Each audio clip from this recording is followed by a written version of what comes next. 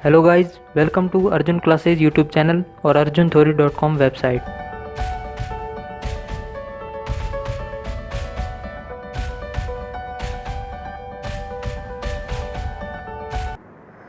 तो चलिए शुरू करते हैं आज की क्लास। तो आज हम देखेंगे chapter electric charge and electric field, इस चैप्टर का सेकंड पार्ट। ठीक है, फर्स्ट पार्ट पहले अपलोड हो चुका है, अगर आपने नहीं देखा है तो अभी पहले वो देखें क्योंकि वो पार्ट इम्पोर्टेंट पार्ट था। ठीक है, तो देखने के लिए आप यूट्यूब पे सर्च कर सकते हैं electric charge and electric field by Arjun classes. ठीक है, ये सर्च करना आपको मिल जाएगा, या पार्ट 1 बाय अर्जुन क्लासेज, कुछ भी सर्च करना मिल जाएगा क्योंकि वो इम्पोर्टेंट पार्ट था, वो आप ज़रूर देखें। तो अब बात करते हैं, आज अपन देखेंगे कूलाम का नियम। चलो शुरू करने से पहले ये भी बता दूं कि अगर आपको इस चैप्टर के नोट्स चाहिए, और भी चैप्टर्स के नोट्स चाहिए या और सब्जेक्ट के चाहिए, तो आपको डिस्क्रिप्शन में लिंक मिल जाएगा, वहाँ से आप नोट्स डाउनलोड कर सकते हैं। ठीक है, तो आपको लिखने की ज़रूरत नहीं है, आप सिर्फ समझने में फोकस करें। और अगर आप नोट्स डाउनलोड नहीं कर रहे हैं, नहीं खरीद रहे हैं, फिर आप साथ साथ लिख भी सकते हैं। ठीक है, तो शुरू करते हैं आज का टॉपिक। आज हम देखेंगे कूलाम का नियम। ठीक है, तो कूलाम ने क्या कहा था कि दो अपने पास अगर आवेश है Q1 माना और दूसरा है Q2, ठीक है, तो इनके बीच में फोर्स एक फोर्स लगता है, वो प्रतिकर्षित फोर्स यानी प्रतिकर्षण फोर्स या आकर्षण फोर्स भी, फोर्स दोनों में से कोई भी हो सकता है। ठीक है, वो डिपेंड कर देगा आवेश दोनों कैसे हैं। ठीक है, फर्स्ट वीडियो में मैंने बताया था अगर दोनों आवेश समान प्रकृति के हैं यानी कि दोनों पॉजिटिव या दोनों नेगेटिव है तो क्या होगा, प्रतिकर्षण। और एक पॉजिटिव एक नेगेटिव यानी कि असमान प्रकृति के हैं तो क्या होगा, आकर्षण। ठीक है, तो ये कूलाम ने कहा कि दो स्थिर आवेश है मान लो, तो उनमें एक फोर्स काम करता है। ठीक है, ये बात तो बताई, इसके साथ ये भी बताया कि वो कितना फोर्स लगता है। ठीक है, तो उसके लिए कूलाम ने कहा कि कूलाम नियम के अनुसार दो स्थिर बिंदु आवेशों के मध्य लगने वाला कूलाम बल दो चीज़ों पर डिपेंड करता है। उन आवेशों के गुणनफल के समानुपाती होता है, यानी कि जो दो आवेश है Q1 और Q2, इनके गुणनफल के समानुपाती होता है। तो अपन सीधा जैसा इन्होंने कहा वैसा लिख सकते हैं, F कूलाम इज मतलब समानुपाती Q1 Q2, समीकरण नंबर दे देते हैं 1, यानी कि जो कूलाम बल है इन दोनों के बीच लगने वाला, वो इन दोनों आवेशों के गुणनफल के समानुपाती है। ठीक है, फिर दूसरी बात इन्होंने साथ साथ ये भी कही कि इनके मध्य जो आवेश मतलब वो फोर्स लगता है, वो दोनों मध्य की दूरी, मतलब मान लिया अपन ने इनके मध्य की दूरी है r, इनके मध्य की दूरी के वर्ग के व्युत्क्रमानुपाती होता है। तो अपन ने जैसा इन्होंने कहा F coulomb is directly proportional 1/r²। ठीक है, इसको F कूलाम समानुपाती 1/r² भी बोल सकते हैं या व्युत्क्रमानुपाती r² भी बोल सकते हैं। ठीक है, तो आवेशों के मध्य की दूरी r के वर्ग के व्युत्क्रमानुपाती होता है। इसको अपन दे देते हैं समीकरण 2। अब दोनों को अपन साथ लिख देते हैं, समीकरण 1 और 2 से। F ये इसके समानुपाती है और F इनके भी समानुपाती है, तो F इन दोनों के गुणनफल के समानुपाती होगा। ठीक है, तो F coulomb is directly proportional यानी कि समानुपाती Q1 इंटू Q2/r²। ठीक है, अब समानुपाती स्थिरांक, समानुपाती हटाते हैं चिन्ह, अपने को पता है स्थिरांक यानी कांस्टेंट आता है, तो यहाँ कांस्टेंट है K। ठीक है, ये कांस्टेंट है K, इसकी वैल्यू होती है, नियतांक का मतलब क्या होता है, जिसकी वैल्यू हमेशा फिक्स रहती है। तो सीधी सी बात है, इसकी भी वैल्यू फिक्स है, तो इसकी वैल्यू होती है 9 × 10⁹ न्यूटन इंटू मीटर स्क्वायर बटा कूलाम स्क्वायर। ठीक है, अब देखो कुछ लोगों को ये याद करने में प्रॉब्लम होती है। ठीक है, ये तो याद रख लेते हैं लेकिन ये सही से नहीं बता पाते हैं और एग्ज़ाम में नहीं लिख के आते हैं। मान लो ये पूछते हैं तो कुछ स्टूडेंट ये नहीं लिख के आते हैं या गलत लिख के आते हैं, जिससे नंबर नहीं मिलते। ठीक है, तो इसको आपको याद रखने की ज़रूरत नहीं है, आप इसको यहाँ से निकालना याद रखें। कैसे निकालते हैं, तो निकालने के लिए अपन कैसे निकालेंगे इसकी, देखो ये है F कूलाम यानी कि F is equal to K Q1 Q2/r²। अब देखो F की अपने को पता होती है, F की न्यूटन हर किसी को पता होती है, Q यानी कूलाम यानी कि आवेश की कूलाम होती है, ये भी हर किसी को पता होती है, और आर यानी दूरी, दूरी की क्या होती है मीटर, ये भी हर किसी को पता होती है, लेकिन ये अपन भूल जाते हैं। तो अपने को यहाँ से निकालना है, तो निकालेंगे तो क्या रखेंगे, आर स्क्वायर भाग में उधर भेज देते हैं एफ इंटू आर स्क्वायर। ये Q1 Q2 यानी कि इसकी भी गुलाम है और इसकी भी गुलाम है, तो गुलाम स्क्वायर बोल दो अपॉन गुलाम स्क्वायर। ठीक है, तो क्या आएगा, ये आ जाएगा इज इक्वल टू के। तो अब एफ की यानी कि इसकी यूनिट क्या होती है न्यूटन इंटू आर स्क्वायर यानी मीटर स्क्वायर बटा गुलाम स्क्वायर। तो ये ऐसे आप यूनिट याद रख सकते हैं। ठीक है, तो आई होप आपको ये बात समझ में आ गई होगी कि इसकी वैल्यू ये होती है और इसकी यूनिट ये होती है। तो कूलाम का ये है कूलाम नियम। अब इसमें के का एक फॉर्मूला भी होता है जहाँ से अपन के निकाल सकते हैं, तो वो अपन देखते हैं। के का फॉर्मूला होता है के इज इक्वल टू 1/4πε0। ठीक है, 1/4πε0। अब एप्सिलॉन 0 ये निर्वात की विद्युतशीलता इसको बोलते हैं। ठीक है, ये होती है 8.85 into 10⁻⁻12 coulomb square upon Newton पर मीटर स्क्वायर। क्योंकि इसका क्या था न्यूटन इंटू मीटर स्क्वायर बटा कूलाम स्क्वायर। चलो मैं बता ही देता हूँ कि इसकी के की क्या बता रहा हूँ, एप्सिलॉन नॉट की यूनिट कैसे निकालेंगे अगर आप भूल जाओ। ठीक है, तो के इज इक्वल टू 1/4πε0 ये है। अब मैं इसको उधर भेजता हूँ, इसको इधर लाता हूँ, epsilon 0 is equal to 1/4π into K. ठीक है, अब एप्सिलॉन 0 की निकालनी है और इसकी तो कोई यूनिट होती नहीं है, तो फाइनली क्या आ गया के 1/के। तो इसकी यूनिट क्या होगी, के की जो यूनिट होती है उसकी उल्टी।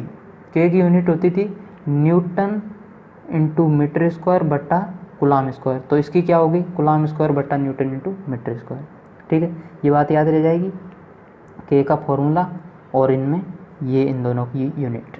ठीक है, क्योंकि ये फ्रीक्वेंटली यूज होती रहती है और आप एग्ज़ाम में ऐसा यूनिट मान लो नहीं लिखते हैं तो आपको नंबर नहीं मिलेंगे। ठीक है, अब देखो ये हो गया, तो कूलाम नियम क्या हो गया, कूलाम बल सीधी सी बात है ये हो गया F coulomb is equal to K into Q1 Q2 by R square. यहाँ के की वैल्यू आप ये भी रख सकते हैं। अब अपन देखते हैं यदि कोई एप्सिलॉन आर माध्यम उपस्थित हो तो कूलाम बल क्या होगा। अब ये तो होती है निर्वात या हवा बोल सकते हैं। ठीक है, उसके लिए ये बल होता है, लेकिन उसके बीच में कोई माध्यम अपन भर दे, मान लो कोई जल भर दिया या कोई धातु भर दी। ठीक है, तो कूलाम बल क्या होगा, मान लो ये Q1 है और ये Q2 है, इन दोनों को मैं अपन ने पानी में रख दिया तो कूलाम बल कितना लगेगा, ये बात अपने को देखनी है। तो कूलाम ने ये बताया कि एफ कूलाम माध्यम यानी कि कूलाम बल किसी माध्यम के अंदर इज इक्वल टू 1/4πε0। 1/4πε0 ये तो निर्वात के लिए होता ही है, इंटू और आ जाता है एप्सिलॉन आर जो कि निर्वात की क्या होती है, सॉरी उस माध्यम की विद्युतशीलता into Q1 Q2 by R square, ये तो आता ही है। ठीक है, तो फॉर्मूले में क्या चेंज हुआ है, सिर्फ एप्सिलॉन आर गुणा हो जाएगा। ठीक है, ये होता है किसी माध्यम के लिए। अब epsilon R, epsilon naught, epsilon R, इन दोनों के गुणनफल को बोलते हैं एप्सिलॉन। ठीक है, epsilon is equal to epsilon naught epsilon R. Epsilon होता है माध्यम की निरपेक्ष विद्युतशीलता। अब कुछ लोगों को इसमें डाउट रहता है निरपेक्ष कौन सा होता है और सापेक्ष कौन सा होता है। ठीक है, तो एप्सिलॉन जो होता है वो होता है माध्यम की निरपेक्ष विद्युतशीलता और एप्सिलॉन आर जो होता है वो होता है माध्यम की सापेक्ष विद्युतशीलता और एप्सिलॉन नॉट होता है निर्वात की विद्युतशीलता। ठीक है, तीनों में डिफरेंस आप ध्यान में रखें। तो फाइनली ये आ गया अपने पास क्या, किसी माध्यम के लिए कूलाम बल।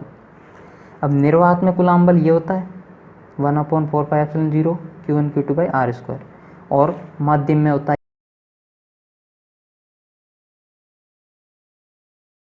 ये। अब मैं इसमें भाग दे दूं तो अपने पास एक रिलेशन आ जाएगा एफ माध्यम इज इक्वल टू एफ निर्वात बटे एप्सिलॉन आर। ठीक है, यानी कि माध्यम में जो कूलाम बल है वो निर्वात में कूलाम बल में जो उसका माध्यम की जो विद्युतशीलता उसका भाग देने पे आएगा। ठीक है, तो माध्यम में कूलाम बल एप्सिलॉन आर गुना कम हो जाता है।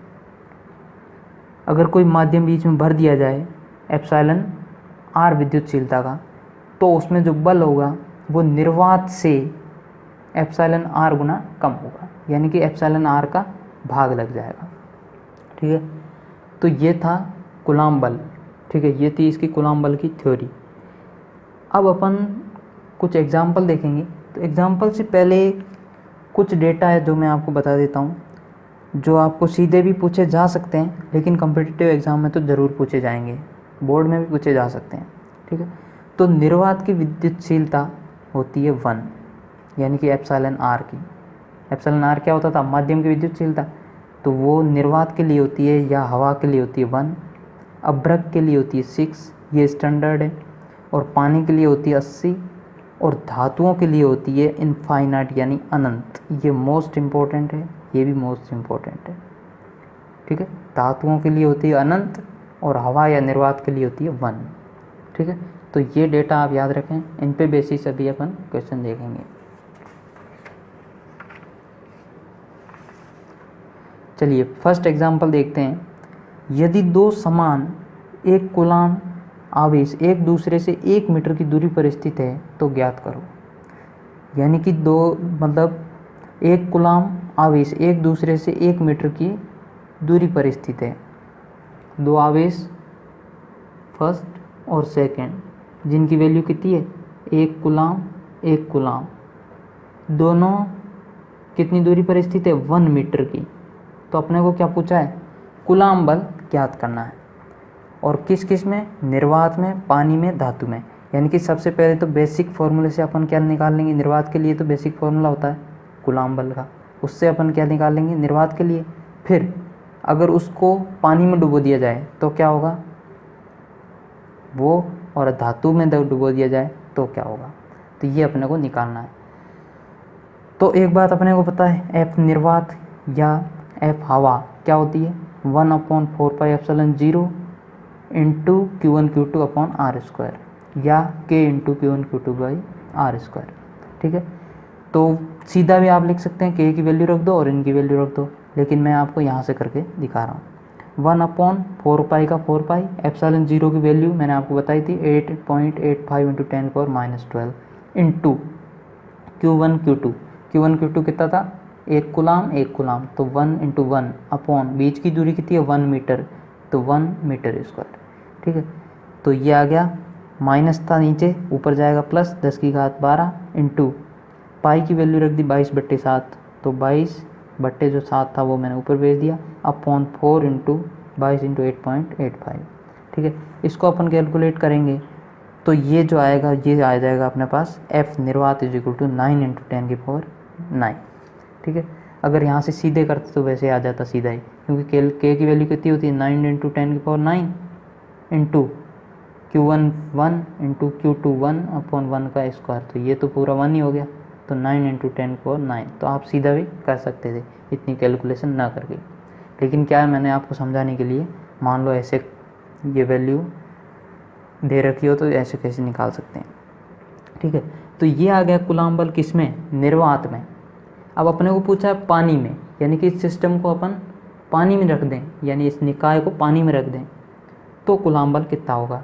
तो अपने को ये रिलेशन पता है, ये मैंने अभी आपको बताया कि एफ माध्यम कितना होता है? एफ निर्वात बटा एप्सिलॉन आर, यानी कि निर्वात में जितना कूलाम बल आया उसमें भाग दे देंगे जिस माध्यम में रखा है उस माध्यम का विद्युतशीलता, यानी कि एप्सिलॉन आर।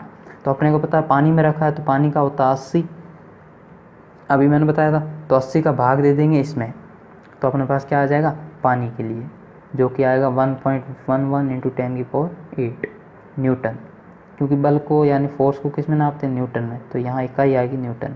अब एक बात मैं आपको बता दूँ, कोई भी न्यूमेरिकल आए एग्ज़ाम में हमेशा इकाई ध्यान में रखें, इकाई आप लिखना कभी भी ना भूलें, मोस्ट इम्पोर्टेंट होता है। अगर आप ये वैल्यू गलत भी लिख दोगे ना थोड़ी बहुत पॉइंट में, तो भी आपको नंबर मिल जाएंगे, लेकिन इकाई नहीं लिखी ना, आपको नंबर नहीं मिलने, ठीक है। क्योंकि फिजिक्स का टीचर हमेशा ये देखेगा कि आप फिजिक्स पढ़ रहे हो और आपको इकाई का भी नहीं मतलब आपको इकाई का भी नहीं पता, ठीक है, तो वो नंबर काटेगा। इसलिए इकाई आप हमेशा लिखें, ठीक है। फिर है तीसरा, धातु में कूलाम बल। धातु में वैसे ही जैसे यहाँ निकाला वैसे यहाँ निकाल लेंगे। तो कैसे निकालेंगे, एफ धातु इज इक्वल टू एफ निर्वात बटे एप्सिलॉन आर ऑफ धातु, यानी कि धातु का एप्सिलॉन आर। तो अपने को पता है धातु का एप्सिलॉन आर होता है अनंत, ठीक है। तो किसी में अनंत का भाग देने पे क्या आ जाता है, वो 0। तो जो धातु में अपन उस सिस्टम को रख देंगे तो कूलाम बल कितना लगेगा, 0 न्यूटन, ठीक है। एक और एग्जांपल देखते हैं। दो समान गोले जिन पर विपरीत परंतु असमान आवेश एक दूसरे से 90 सेंटीमीटर दूर रखे जाते हैं, ठीक है। इनको आपस में स्पर्श कराकर पुनः उतनी ही दूरी पर रख दिया जाता है, तो वे एक दूसरे पर 0.025 न्यूटन बल लगाते हैं, तो दोनों पर अंतिम आवेश कितना होगा, ठीक है। तो इसमें कंसेप्ट ये है, क्वेश्चन आप ध्यान से पढ़ लें एक बार फिर। कंसेप्ट हमेशा आपको इसमें यह याद रखना है, स्पर्श करने वाले में कि टच करके वापस दूर दूर रख दिया जाता है, ऐसा कोई भी क्वेश्चन आए तो कंसेप्ट ये है कि दो समान गोलों को, अगर गोले एक जैसे हैं, अगर एक जैसे नहीं है फिर ये नहीं लगेगा, ठीक है। और आपको लगभग यही पूछते हैं एक जैसे वाला ही, क्योंकि वो अलग अलग वाला नहीं पूछेगा कभी भी, क्योंकि उसमें अपन नहीं पता कर सकते कि कौन सा गोला कैसा है, वो कितना ले रहा है, ठीक है। तो हमेशा समान का ही देगा। तो जब समान गोले होते हैं, ठीक है, और उनको स्पर्श कराया जाता है तो कुल आवेश हमेशा आधा आधा बढ़ जाता है, ठीक है। ये कंसेप्ट आपको ध्यान में रखना है कि जब स्पर्श कराया जाता है समान गोलों को तो आवेश हमेशा आधा आधा बढ़ जाता है। तो अब अपने को पता लग गया कि उन पे आवेश कितना कितना है, तो अपन सीधा फॉर्मूला लगा लेंगे, क्योंकि कूलाम बल अपने को दिया हुआ है, ठीक है। उनके बीच में कूलाम बल दिया हुआ है, तो कूलाम बल दिया हुआ है तो सीधी सी बात है कूलाम बल का फॉर्मूला लगाएंगे। तो F इज इक्वल टू के Q1 Q2 by R square. अब अपने को पता है Q1 Q2 दोनों बराबर है, तो अपन ने मान लिया कि टोटल आवेश, लास्ट में अपने को पूछा क्या है, तो दोनों पर अंतिम आवेश कितना होगा, तो मान लिया आपने कि अंतिम आवेश Q होगा। अब दोनों में Q तो बराबर होगा क्योंकि बराबर बंटा था, तो मान लिया Q1 is equal to Q और Q2 is equal to Q। तो इनकी जगह रख देते हैं, तो ये आ जाएगा K इंटू Q1 की जगह Q, Q2 की जगह Q, तो क्या हो जाएगा Q स्क्वायर बट्टा R स्क्वायर, ठीक है।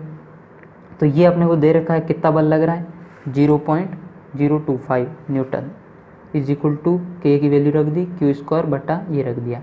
तो यहाँ से अपने पास आ गई Q की वैल्यू, यानी कि वो आवेश कितने में बांटा था। तो आपको तो बस ये कंसेप्ट ध्यान में रखना है, बाकी सब कुछ हो जाएगा, ठीक है। अगर आपने अभी तक इस वीडियो को लाइक या शेयर नहीं किया तो लाइक भी कर दीजिए, शेयर भी कर दीजिए। और आपको कुछ भी डाउट रह गया है या वीडियो आपको कैसा लगा कमेंट में आप ज़रूर बताएं, ठीक है। और अगर आपको इस चैनल पे और भी वीडियोस चाहिए, ठीक है, क्योंकि फिजिक्स केमिस्ट्री और मैथ से रिलेटेड वीडियोस अपलोड होते रहते हैं और आप आसानी से हिंदी में समझ सकते हैं, ठीक है। तो आप चैनल को सब्सक्राइब कर लें और पास में दिए गए बेल आइकन को भी दबा लें। और अगर आपको ये नोट्स चाहिए तो आपको डिस्क्रिप्शन में लिंक मिल जाएगा, वहाँ से आप खरीद सकते हैं। Thank you, thanks for watching.